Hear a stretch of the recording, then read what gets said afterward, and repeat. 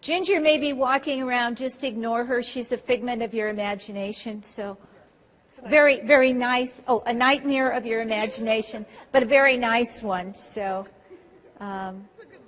she's a good witch. She's not up here to harm me, so. Hi.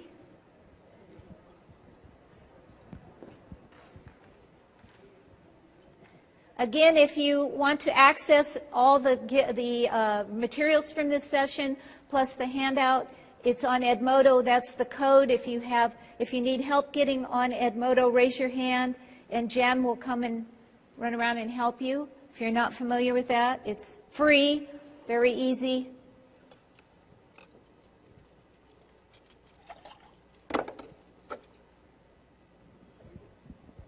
I'm just going to ignore you. Yes, absolutely. Okay.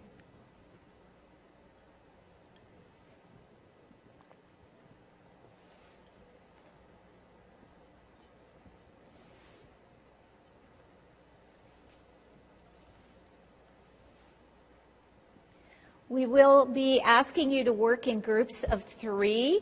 So if you are sitting by yourself, this would be a good time to make 2 friends. And especially if you're sitting by yourself way over on that side, I would really encourage you to move into the front 2 sections here so we can have more of a group rather than being sparsed out here to those of you who have not caught your planes yet, right? And I did ask them to turn up the heat in here, so hopefully it'll warm up a little bit. If you did not get all the handouts, they are about halfway back over there. The lit koosh balls, the chocolates, which you need for an activity, the raffle ticket for all the great prizes that'll be at the end of the session.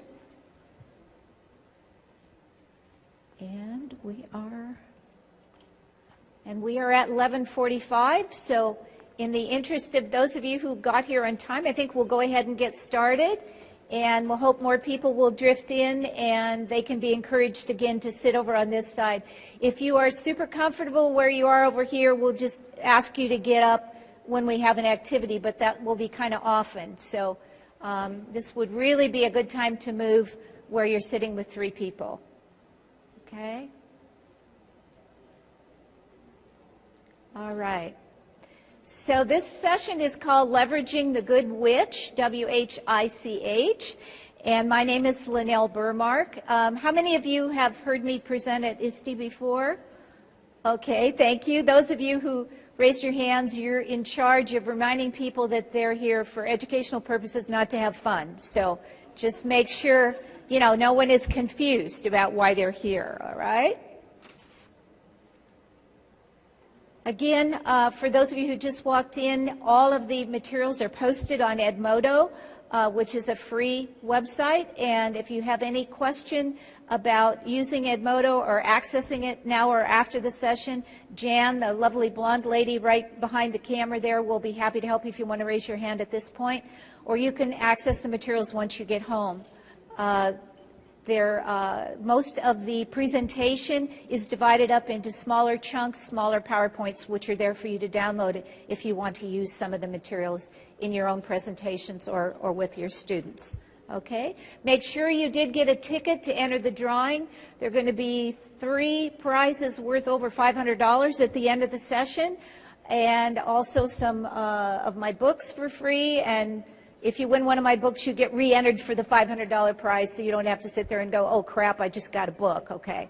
So, I know what you're thinking. I'd love her book, but not instead of a projector, right? So anyway, hold on to your ticket. If you didn't get one, raise your hand, and Warren will come around and give you a ticket as well, okay?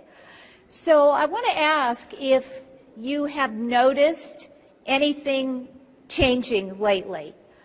This is a picture taken a little while back of a classroom in the Middle Ages, and you notice the teacher is standing up at the podium in the front, and the students are having varying levels of paying attention. The one in the lower right-hand corner is actually fully asleep. So in some sense, things haven't changed in the centuries. We still have the teacher, the presenter, pretty much at the front of the class, and we still have the students having the same kind of reaction when they have the sit and get kind of classroom atmosphere, sort of nonstop. But lately, there has been what I'm calling a paradigm shift, or like this. You should have picked up, Warren, are people picking up 2 dimes as they come in? Are they picking up 2 dimes out of those rolls of dimes? He's going to pass them out. Okay, there, I brought 50 rolls of dimes, so, because this room held 900 and some people, so there's plenty of dimes if you need an extra one. But anyway, Warren will come down the rows, make sure you all have a couple of dimes, so you're ready for the paradigm shift. But what's happened is, for quite a while with technology, we've been doing what I would call evolution. You know, you went from the word processor to maybe something a little more tricky like page layout. I mean, we've been incrementally kind of moving along. But lately, very recently, we're really moving into something that's more like a revolution. I was at the eTech Ohio conference last spring, and we noticed that at a table in the restaurant there was a little boy who was behaving exceptionally well for a child that age. And then it dawned on me maybe there was a reason he was behaving so well. So moving around the table, we noticed he was learning his colors and his shapes, and he was very intent on that and not causing any problem at the table. So we asked his mother if she would be willing to be interviewed and explain to us what her son was doing. And she said, not a problem. So we need, where's my tech people to get video sound out of the computer? Tech people? Okay, she is, okay, Kevin, what are we doing wrong here?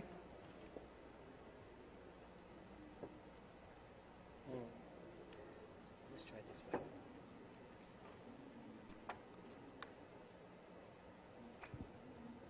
Okay, we need to go back to the beginning of the video. Yeah, I think it's going to be this one. Whoever's running sound in the room, I need to go back to take a look. What's happening? We're not getting sound out of the computer. Nope. Yeah, you just need to pick it up a little bit. Okay. Don't y'all love technology when it works? And then there are those other times, right? Okay. Let's try it again. There's a new feature on the iPhones that you're supposed to be able to lock your child into an app so they don't make phone calls or take pictures. But he's figured it out. He can triple click and put in a password and figure out how to get out of the safeties that the iPhone has in place. And he's even locked my husband out before. So he's a year and a half. A year and a half, and he's figured out the passwords and how to lock her husband out of using the iPhone. All right. So, meanwhile, 4 years from now, he's going to show up for kindergarten. And are we going to be ready? You know, are we going to be ready for this? What's already happening are the kids they're really taking the learning into their own hands. They're taking the projects into their own hands. This is a school that my colleague Warren Dale works with in Los Angeles area. And this is the classroom of today. The other thing is that when students graduate from high school, they really want to be prepared to get out there and get a job. And what they've been learning, is that preparing them or not? Well, here's a young lady who went for an interview, and see what you think. Hello. Welcome to Energy Conservation Incorporated. Thank you. I really hope to get a job here. Well, let's get started with your interview. What do you think are your greatest strengths? My greatest strengths. Yes, your greatest strengths. What are my answer choices? What do you mean? My answer choices. You know, A, B, C, or D. There are not any answer choices. Oh, I understand. In that case, I choose C. You choose C? Yes, I choose C. My 5th grade teacher told me to always choose C when I did not know the answer. Oh, it sounds like your 5th grade teacher really prepared you for your future. Moving on then. This job will require you to write proposals about energy conservation. Are you a strong writer? Yes. My teachers always told me that I write very good stories. I also like to write poetry. Well, we will not need you to write poetry or stories. We will need you to write proposals regarding energy conservation. Proposals. Is that like writing a persuasive essay? Sure. In that case, yes. I am very good at writing proposals. Every year in school, my teachers made me write a proposal regarding school uniform policies. I also wrote some proposals about banning cell phones in school. Would you like to read them? No, I would not like to read them. If you get a job here, you will need to write proposals about energy conservation. Your proposals will need to include basic mathematical equations as well as scientific research. Wait. What is wrong? I am confused. That is not very surprising. You said I would have to include mathematical equations and scientific research in my writing. Yes, that is what I said. But that doesn't make sense. What doesn't make sense? Math, science, and writing. They are separate subjects. I don't know if I can incorporate math and science into my writing. They are all very different. Well, if you work here, that is what you will have to do. This job seems very difficult. I do not think my public education prepared me to work here. Well, I have to agree with you. I have one more question for you, though. Why did you think you were ever qualified to work here in the first place? Why are you looking around? You asked me a question, and I do not know the answer. So, I am looking for someone to think pair share with. There is no one for you to think pair share with. Oh. In that case, I choose C. I think I've heard enough. Thank you for coming in.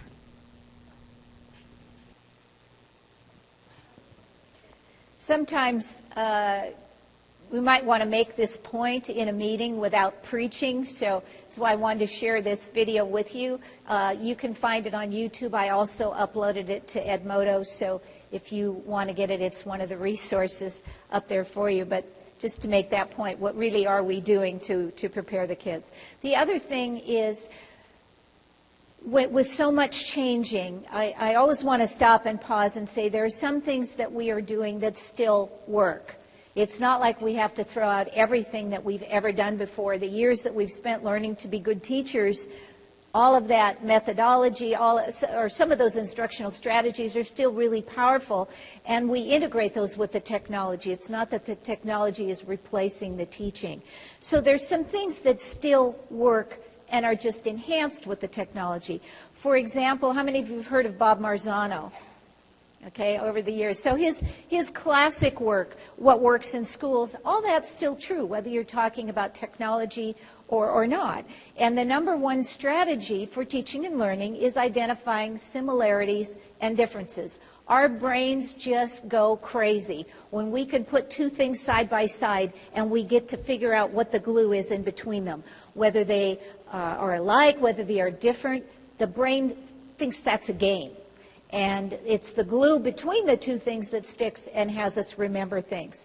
So when we can come up with activities that do this compare and contrast, identify similarities and differences, whatever terminology you want to use, it's like a two-for-sale. You're going to learn both things on both sides of that equation, or both sides of that comparison, instead of one in the same time frame. So think about activities that you're introducing, think about ideas that you're introducing. If you can do them in ways, or student projects, anything that you're doing, that you can introduce this compare and contrast. Here's a little example in the STEM and the health curriculum, for example. On the left, we have our organic, crunchy, sea salt, naturally sweet peanut butter. And on the right, we have almond butter. Now, if your job as a student was to compare these two, for example, what might be the difference there? What might be the similarities? Just talk for a minute to the person next to you and see if you can come up with two similarities and two differences. Okay? 2 or 3 people.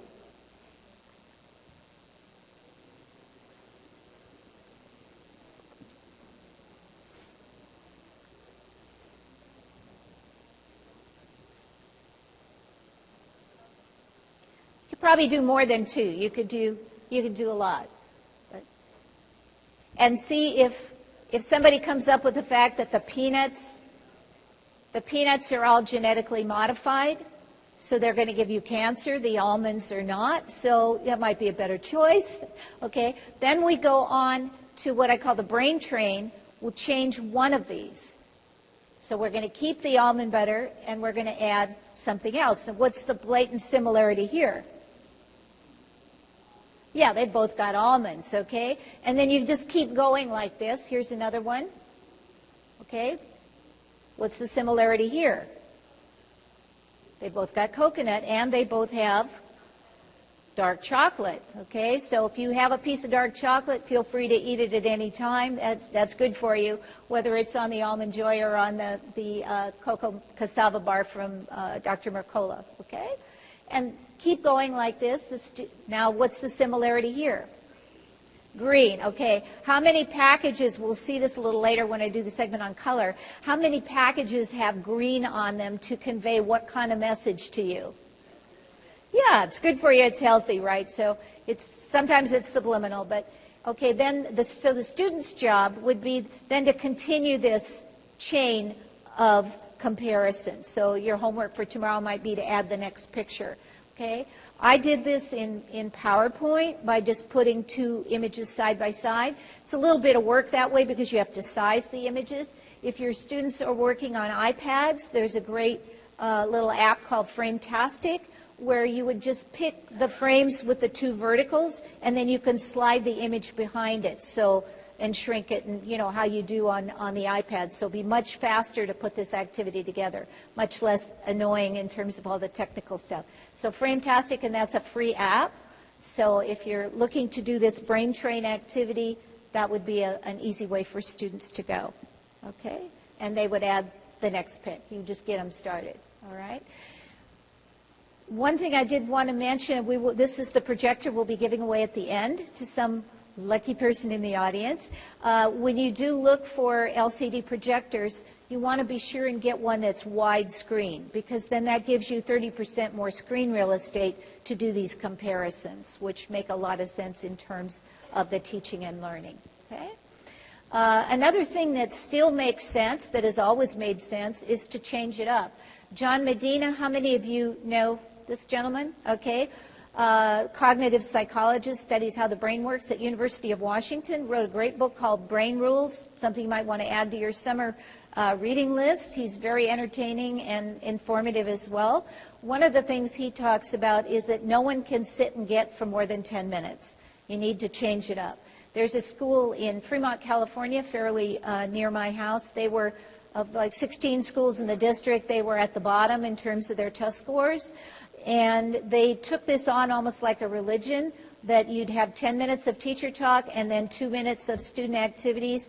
They just flew up almost to the top of the district in 1 year. Because during the 2 minutes that the kids are pair sharing, if you want to call it that, but talking, you know, about what was just discussed or maybe anticipating what's coming up, they made it their own. It isn't always just talking, sharing, but some kind of activity where the students are getting involved. Makes a huge difference. So speaking of that, at this point I would like to make sure you are in a group of 3. So make a friend if you haven't already. It will work better if you can sit beside each other because you need to see the screen while you're doing this. So this is called a progressive story. Everyone should have a koosh ball that lights up. And we gave one to each person rather than you only need one in the group, but we don't want you to fight about who gets to take it home. So everybody should have one, okay? If anyone doesn't have one, raise your hand. Warren's coming through with some extras, okay? Just raise your hand if you need one. I think there's one lady up here. All right, so in your group of 3, the person with the shortest hair will start, and the way this happens is you start a story based on this picture. Then I will change the picture. You toss the ball to someone else in your group, and they will continue the story with the next picture. All right? So one topic might be attitude, but you can pick whatever topic you want, just like a free-for-all. Okay, so whoever starts the story, shortest hair in your group, identify who has the shortest hair. It works best with 3 people. You can do it with 2. You can do it with 4. 3 is optimal because it kind of changes it up more. All right, so does everyone understand the directions? Yes? Okay, person with the shortest hair, go ahead and start like one sentence, 1 or 2 sentences with the first picture. Go ahead.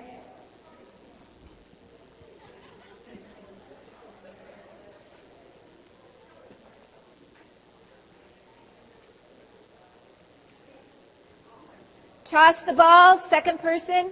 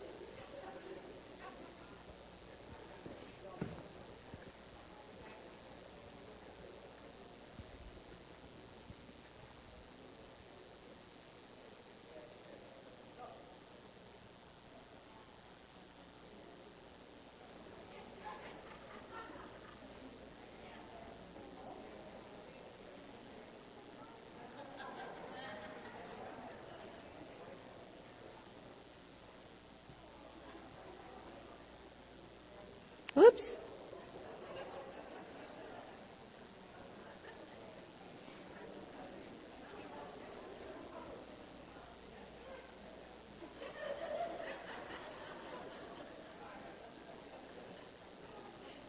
Okay, the next one is the last slide, so wrap up your story.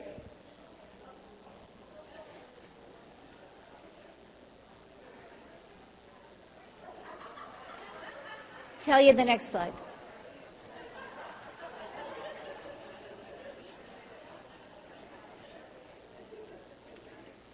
Okay, give yourselves a round of applause for your stories. Would you like this little slideshow? Yeah, it's up there for you as it's put together in PowerPoint, or you can open it in Keynote, whatever. But these, and where these came from, there's a lot more. I just picked my kind of 9 favorite here for this activity, but these are all put together and sized and everything for the PowerPoint. So you're welcome to help yourself to that off of the Edmodo site. And if you want more pictures, these are copyright free. There's the source for them. This slide is also included with the PowerPoint that's on Edmodo. So if you want the reference, it's up there for you, okay? I just have a couple questions to ask you. How many of you participated in this activity? Show of hands. Okay. How many of you laughed at least once? How many of you think you could use this technique in something that you're teaching or sharing? Can we have you just kind of shout out a little bit, any ideas that jump to mind how you might use it?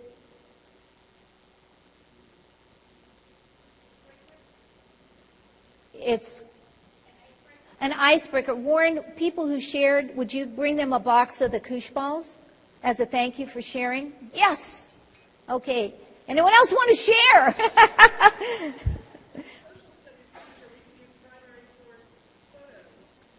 Yes. Did everybody hear that?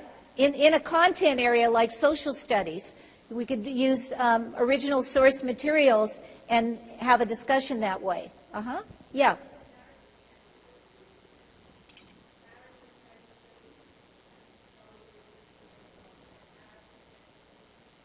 Different tenses. So basically whatever your content is, right? So tell a story in the past tense, for example. Okay? Yeah.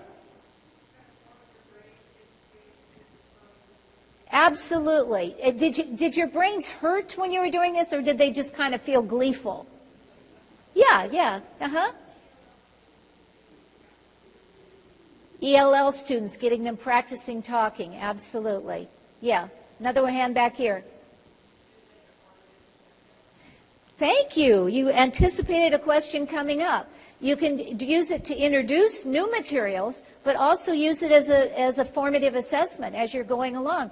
Show the pictures and see if they can recognize something that they learned and share that. Yeah.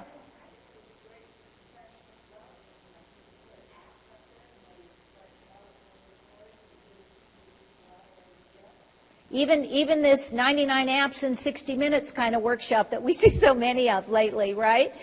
Put the app up and somebody has to make a comment about it and go around the room with that. Great idea. So it's not all just coming from the person up here. Yeah.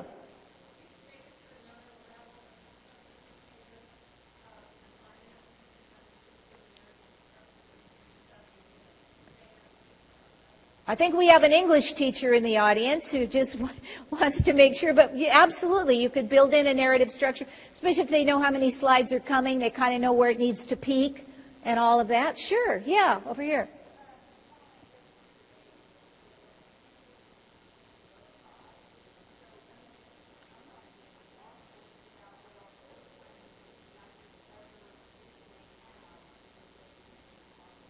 Absolutely. Get both sides of a debate going up there. Do you notice I kind of went out of my way? That's why I have these fun pics as a reference.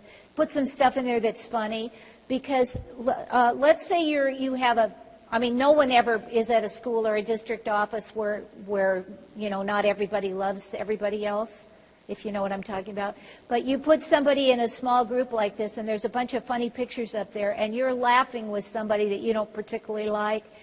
Talk about an icebreaker. Who is it that icebreaker? You know, icebreaker with people that you don't normally laugh with. It's really hard to dislike someone that's laughing with you. So definitely a big part of this is the humor. And number 5, like at what point do you introduce it? Someone from an audience suggested to me one time, take slides out of your presentation, your full screen photographic images from your presentation, and put those up as a progressive story early on during the presentation. And people bring their prior knowledge, you know, to the screens, right? But then as you bring up points during the session, they'll go, oh yeah, I saw that, and I was thinking, but yeah, I can think this too, and add things to it. So that was another thing. Question number 6, who provides the images? Who provided the images today? Because this is the first time you saw this activity, okay? So I gave you a starter. If you want to start this with a group, that's why I gave you the PowerPoint, so you don't have to even go to the bother. You can use this if you want. But what about in a classroom? After the teacher introduces how it works? Yeah.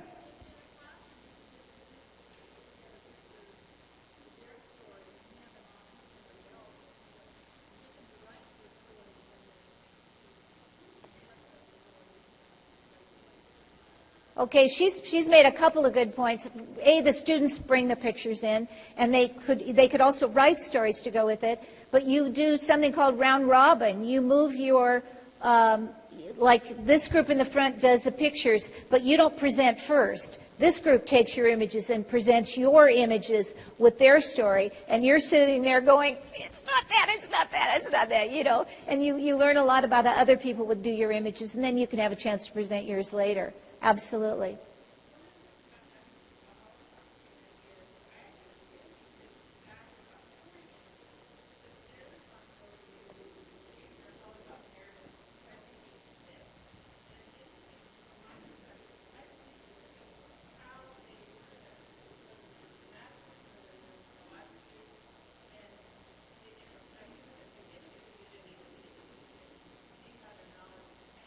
Could everybody hear her? That was really good. She comes up with 40 and gives them. I'll tell you one, I like that idea, and up until 2 months ago, I would have said that's the best idea I've heard. Somebody did top you, okay? And I'll share why. Because that's exactly, I mean, that's better than any idea I ever had. So I think that's excellent. You give them some and they choose 6. I'm going to just make one quick reference here, and then I want to come back to your point. When you use this method of having a full screen photographic image with a voice-over narration, recall and retention go up 42%. So if you want to prepare kids for testing, it's absolutely huge that you use this technique. It's probably the most powerful technique in our arsenal. So 42% increase in test scores. If test scores aren't what gets you up in the morning, if what gets you up in the morning is that you care that kids learn and they're able to take this and transfer the learning, that goes up 89%. So this is fun. It gets you laughing. It gets you working with your colleagues, but it also really, really helps with learning, retention, and application of learning. And this is research-based. I gave the reference on the handout. Richard Meyer did 17 separate studies for this. Everything I share with you is research-based, except the stuff I make up. And if I make up something, I'll let you know that I'm making it up. Okay, so this definitely has a ton of research behind it. Okay, so this in response to what you said. One of the things is the images they choose are going to be a proof to you of what they learned. They're going to be demonstrating to you what they think is important and what they've learned. So I had just done this progressive story technique with a group, and I got an email afterwards from a teacher saying, I loved your idea. I was teaching the Crusades, so I kind of changed it a little bit. What I did is I had my students get in groups of 6. Each student had to come up with one picture that summarized what the Crusades meant to them. Then within their group of 6, they had to argue, advocate for their picture because the group only got to share one picture. Think about the learning that's going on there. Step 1, you have to find a picture that is really powerful, that shows what you learned. Step 2, you have to convince 5 other people your picture is a better collection of the learning than anything they came up with, right? And then those pictures are shared with the whole class. So I thought that was, does everybody follow that idea? All the different steps, kind of like jigsawing in a way, but with the images. So I thought I wanted to share that with you. Well, I wanted to give you an image while I was talking about the Crusades. So I went out and I found what I thought was a really cool image about the Crusades. It shows the uniforms, it shows the weapons. You know, I was feeling pretty proud of myself that I found this image. And then I thought, you know, I should ask her what the students came up with. You ready for this?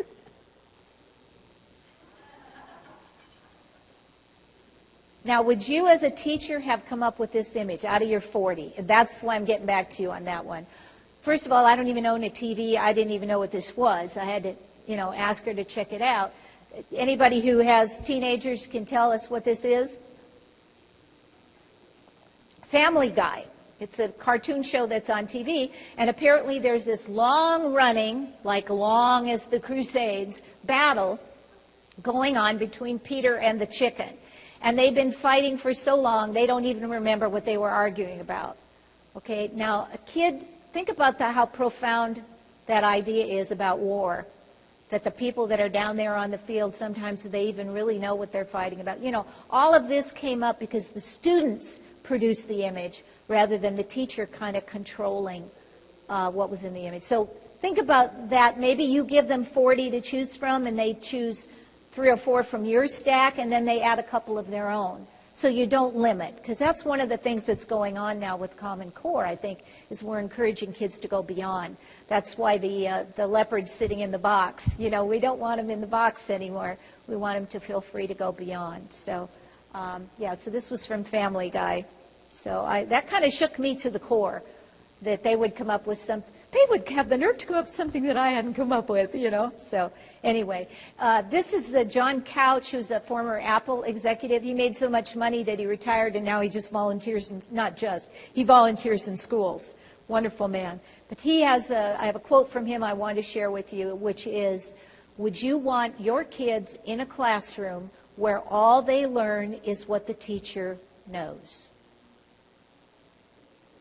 That's kind of the heart of this paradigm shift, I think, is that we really are opening the doors, the windows, the ceiling, the roof, to let kids go as far as they can go.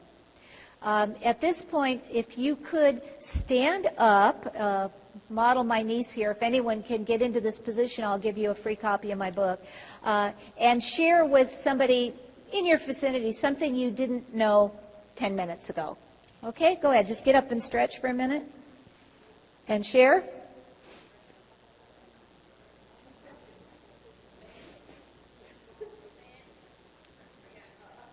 Oh, she got it. She gets a book.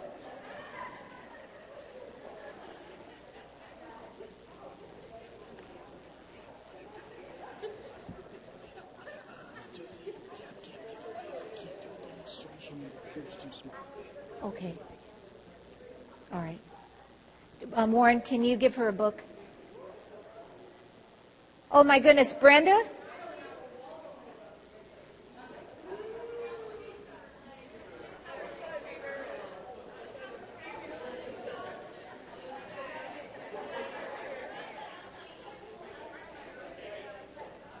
Has to be up to your ear level. Brenda?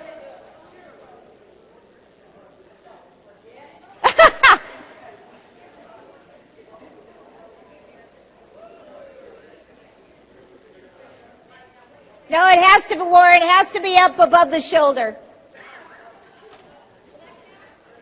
I think, Warren, Ginger and Brenda need a book right here. Oh, wow. Okay, Brenda, be sure you grab a book. Brenda, right here in the front. Okay. Warren, I need to keep one here for Brenda in the front, right here. She did a gargantuan effort. Okay. All right. Feels good sometimes just to get up and move around, doesn't it? Yes. Okay. I had mentioned, you know how you submit these speaker applications 9 months before? So I went back and read what I promised to present. One thing of which was a little thing about color power, and so I'm going to do that now. There's one in the box there for Mike, Warren. Right over there, Mike. Practically killed himself trying to get the left foot off the floor, so. Okay, so when you have one of the things that's going to happen in Common Core, certainly more than No Child Left Behind, was students doing presentations. And probably my favorite thing to present on is presentation strategy. Some of you have heard me in the past. That's normally what they invite me to talk about. So now those same principles really hold for students doing presentations.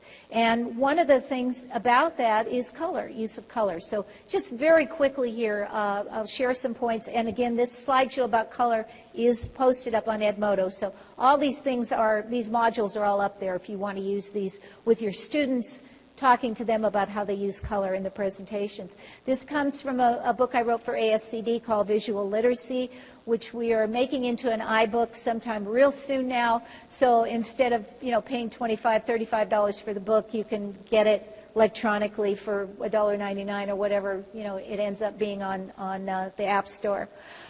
We remember something in color 80% better than we do if it's in black and white. So if you have something important, you want to put it in color. A great thing about color is it communicates immediately. What do you know when you see this slide? It's autumn, it's fall. You know that fast. You don't have to go into a big, long explanation. When I took art history as a freshman at Stanford, our art history book had this picture in black and white. And it was on my dorm room wall, of course, in full color. Why would it have been in black and white in the book? It was a black and white book because cost. Yeah, it was $45 for the art pictures in black and white. Where do you think I got this? The poster I got in the bookstore in the old days, but I mean this for putting together this presentation, I got it online where And where do you think I got this one? I had to go to Photoshop and strip the color. Okay, so, you know, thank God we live in a world where color is free, which is wonderful, so it's all the more reason to use it. Different colors will convey different things. Pink has always kind of been the girly color, you know. Pink is also used for the pastry boxes when something is brought into the staff room, right? You know when you see that pink box that, you know, there's going to be something in there that's probably you swore off of for your New Year's resolution, but you're probably going to eat anyway, in which case you need something else in pink, you know, to tie that all together, right? The color red is the energizer, the excitement color, get your attention, so that's why stop signs were done in red. Fire engines were originally done in red, again for that same reason, because it's an attention getter. When that's coming down the street, you need to pull over. Have you noticed lately the fire engines have changed color? Because all the research has shown of the 16.7 million colors the human eye can see, what color does it go to first? What color is the highlighter? Color of Brenda's shorts. Okay. Yellow is also a friendly color, but so most of the fire trucks are now yellow because it will actually get your attention faster than the red. Also, if you plant daffodils out in front of your house, it will sell an average of 3 weeks sooner because the eye is subliminally drawn to the yellow. I was presenting in Wisconsin, and they asked me if yellow snow would work. After they explained to me what yellow snow is, I said, probably wait till spring and plant some daffodils. Yeah, but anyway. The contrast that's the best if you are going to have any text on your screens, like a title slide or whatever, is yellow pops to the front, as the graphic artists say, because yellow will draw the attention, and blue recedes, goes to the background. So this is the most comfortable and easy to read combination that you can put together. I was at an airport 4 or 5 years ago, and a lady came up to me just all excited. She says, you, I know you, yellow letters on a blue background. I don't remember your name. I thought, that's okay. She remembered the important thing, you know. So she was using that in her presentation. So yellow will also pop out of green, and we mentioned green a little bit before. Green, of course, is the color of healthiness. It's the color of creativity, healthy food, and then the color of the Crisco label, which I find to be particularly apropos because Crisco is, as we all know, a health food, right? This is one of my favorite labels of all time. They know their colors. The red pops, so they got their label in the red, and then where they want you to read that there's 0 grams of trans fat, but whatever. The whole thing is what? What is Crisco? It's 100% fat, but on the yellow they let you know that there's 0 grams of trans fat per serving, which is, you know, a pinhead, whatever. But really an interesting use of color. So a fun assignment for kids would be to send them to the supermarket, take a picture of a label that is persuasive, shall we say, by the use of color. So whatever. Okay. The other kind of idea that I wanted to talk to you about was words versus images. Where does your eye go when this slide comes up? Left or right? The eye will go to color before it will go to black and white. The eye will go to image before it will go to text, always. So when you're developing a slideshow, do you want words on it? Not really. You can put the words on the handout, okay? So you want to have full color photographic images wherever you possibly can. Here's a classic example, pharmaceutical advertising, direct to consumer. The Merck Pharmaceuticals had a product called Vioxx, which was finally pulled off the market, I think in about 2005. They knew in 2002 that it increased the rate of heart attack by 500%, but they were able to slow down the release of that information for 3 years, during which time 661,000 people died. No one from Merck has been sent to prison. So that's our society. This is a soapbox of mine, so I don't want to get too much on the soapbox, but I would encourage you to let students know about this in a fun way so they can be smarter consumers than the 661,000 people who lost their lives over this. So what I would suggest, well, first of all, just take a look at this. Where does your eye go when you see it? Are you on the piñata? Like in an eighth of a second, right? Okay, because of the colors. So that, I mean, they know what they're doing, right? So they draw your eye. And then you kind of look around a little bit. You see that glow on the teacher's face. Okay, she used to have pain. She used to have arthritis pain, this poor woman. But now she glows, okay? No pain. 1 pill a day is all she has to do. And her class size is reduced to 6. How many of you would take 2 pills? Just see what happens, right? Okay?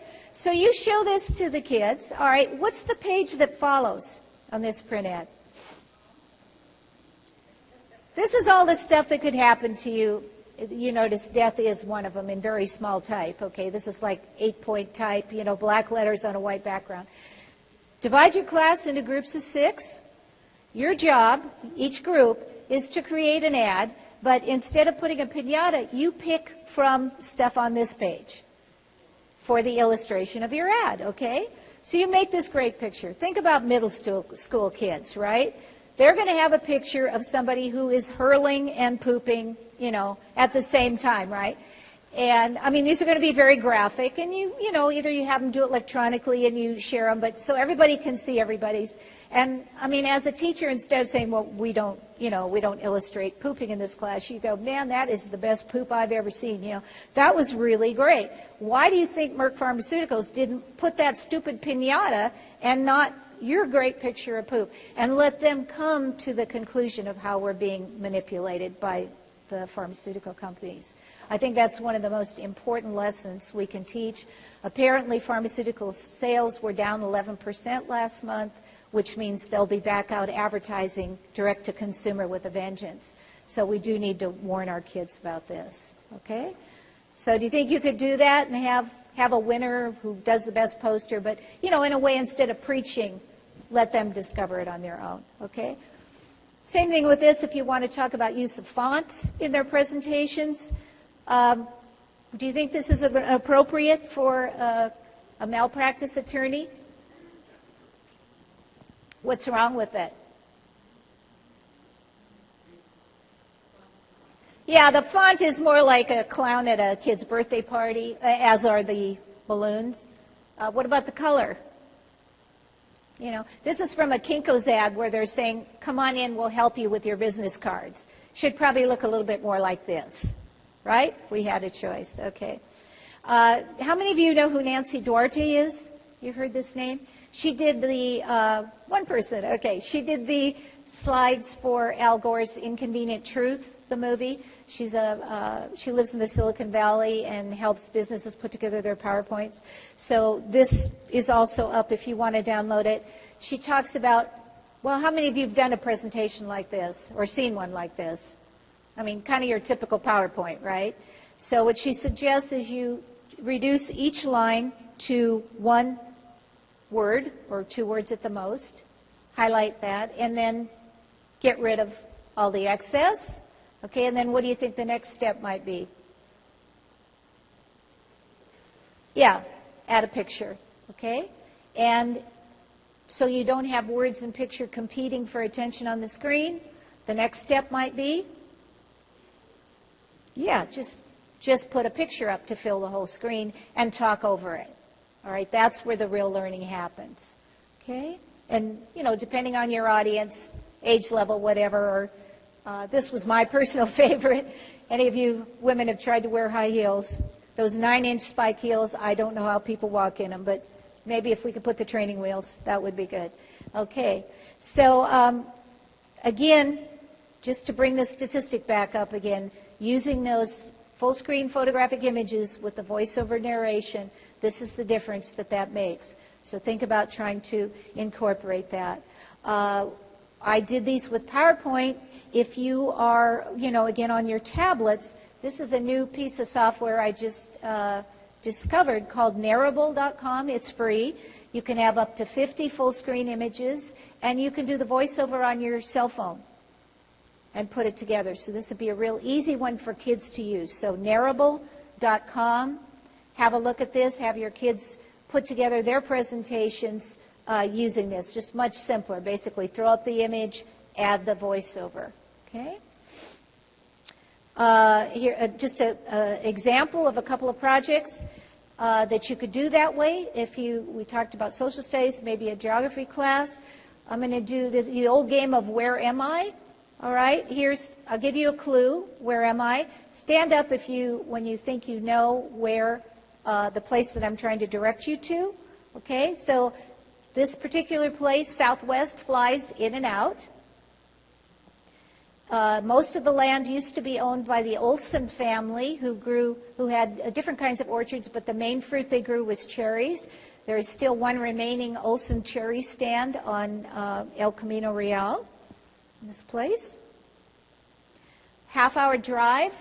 There's a wonderful beach and a boardwalk, and you see the tall, thin thing there. You can actually just up 100 feet in the air in seconds. Wonderful rides. Half-hour from this place. In the heart of this place are very famous universities, including this one where you see Memorial Church, fondly referred to as Mem Chu. There's also Mem Claw, the fountain, and Mem Odd, the Memorial Auditorium. Everything was a memorial to Mrs. Stanford.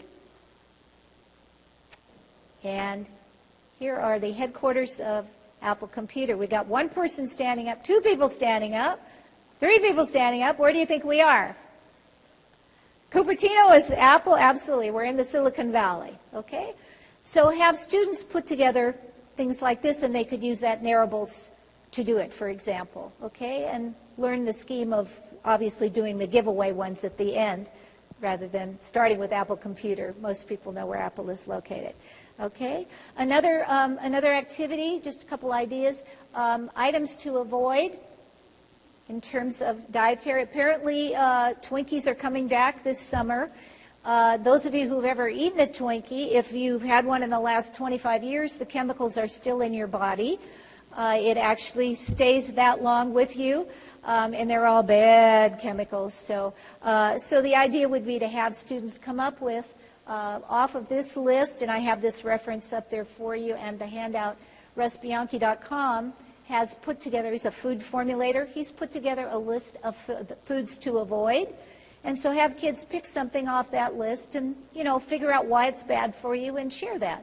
Let's get the kids making good choices for what they put in their bodies from a young age rather than having to remediate later in life, all right? So this list is 2 sides of 1 page, and there's some surprises on there of things that are not good for us that we used to think were, so kind of fun. Curriculum-based movies, this is another thing that's really fun for kids to do. This one is from a school that my friend Warren Dale has, where he's been consulting. The kids all did a desert animal, and I'm just going to skip to the end of this one and then have Warren come up and show the next one. Do you want to come on up and share this one? When they finished 3 months later, someone came out from one of the local zoos and had a great horned owl, and every kid in the class remembered. Oh, we know what that is. We know what that is. This is so. Let's see. Okay, this one. Is that hot? Is there a sound guy there? Here. Yeah. Okay, what this is this is we equipped a class 2 years ago with iPod Touches in November. This is a group of kids who had been failing for 5 years in a row. This is an ELL class who, because they were born in the United States, were put into the ESL class and in 5 years had never been able to get out. Stuck. We gave them the iPod Touches, and this is one of the first assignments that we gave them. You can see them here preparing the assignment. Hello, this is Edmodo, and this is ABC News, and I'm going to talk about hurricane in Florida. Edmodo is out! The hurricane was in January 25th, 2005. The location was in Roma, Florida. The damage was Hurricane Katrina had many social effects. Instantly, many lives were lost, while many more were disrupted. Hurricane Katrina left hundreds of thousands without access to their homes or jobs. You can get an idea. This was the very first assignment that they did. And by the way, that year in June, 73% tested out of the ESL program. By putting the tools in the kids' hands and allowing them to actually start creating, it turned them around completely. 5 years of failure turned into several months of winning. And that's what I like. Thanks, Warren. And there are hundreds of stories like that. Absolutely. Okay. Just to wrap up, I wanted to share with you a couple of quick stories about kids who were allowed to go, like these kids, but to go into areas that they're passionate about. You've probably heard about Aisha Care, for example, who designed a faster cell phone battery as a project and won the $50,000 Intel scholarship for doing that, high school student in Cupertino. So when kids are allowed to be unleashed, I mean, it's wonderful things that they're able to do, given the power of choice. This is, I'm a little biased on this one, this is my nephew who was invited to leave middle school because it really wasn't working for him or the principal or pretty much any of his teachers. And so my brother got him into the Tacoma School of the Arts, where he was able to learn through his passion, which is music. And he did so well in school because he was able to do it through music that when he graduated from high school, he was invited to join the Liverpool Institute for Performing Arts, which is an invitation-only school in Liverpool. And he graduated from there in last July, was handed his diploma by Paul McCartney, who founded that school because he had gone there for high school and was not allowed in the music program because he was told he had no talent. And his response was, if I ever make it big, I'm going to buy this building and turn it into a place where kids can come and learn. And that he did. So by allowing my nephew and 299 other kids a year to have this phenomenal opportunity for learning, he's allowing them to stay in their area of passion and still succeed. So we have choices. We have choices all the time. Seneca says our lives are the sum of our choices. I would say they're the product of our choices because it's multiplicative. It's huge. Every choice you make determines what's going to happen. And letting people make choices. Some of them are easy, like when you do your wedding vows. They say for richer or for poorer. I mean, it's obvious you want richer. And better or worse, you want better. Those are obvious. But some of them may be a little more complex. That the sweets kind of do look good, but what are the repercussions? Picking your friends, somebody who makes you laugh. I mean, that's really important.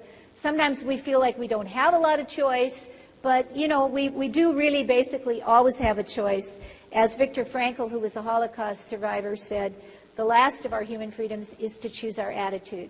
So at the very least, as educators and giving that freedom to our students. So this is kind of my thing that I think of every morning is be the kind of woman that when your feet hit the floor each morning, the devil says, oh crap, she's up, all right? So we can make a difference, right? We can at least ruin the devil's day, if nothing else. So encourage you with that. Did everybody get their dimes?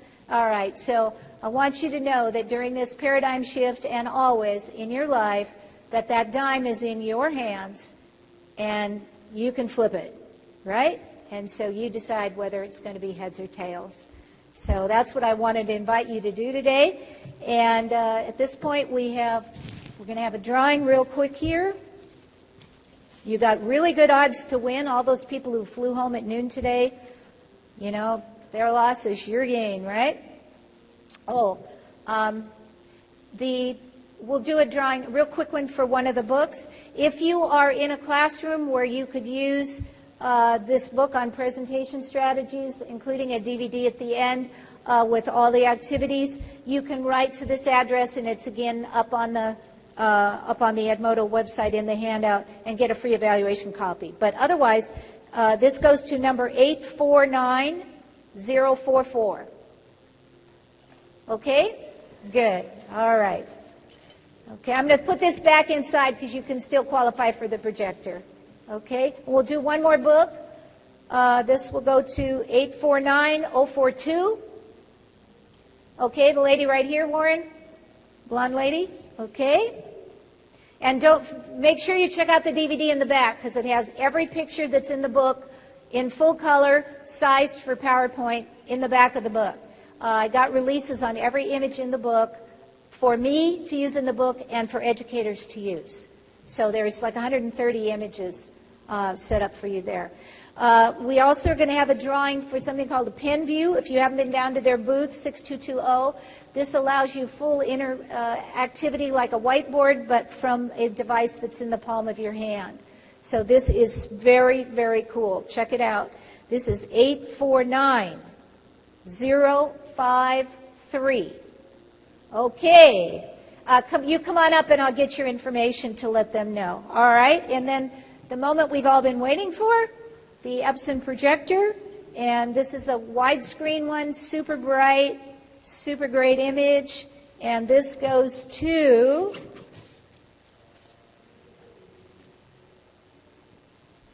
849055. All right, come on up and I'll get your information as well. So I think we're right on time for closing. We've got 1 minute if anybody has a major question for the good of the order. Yes. The Edmodo code, yes. Right up on the screen, okay? So thank you all very much for coming today.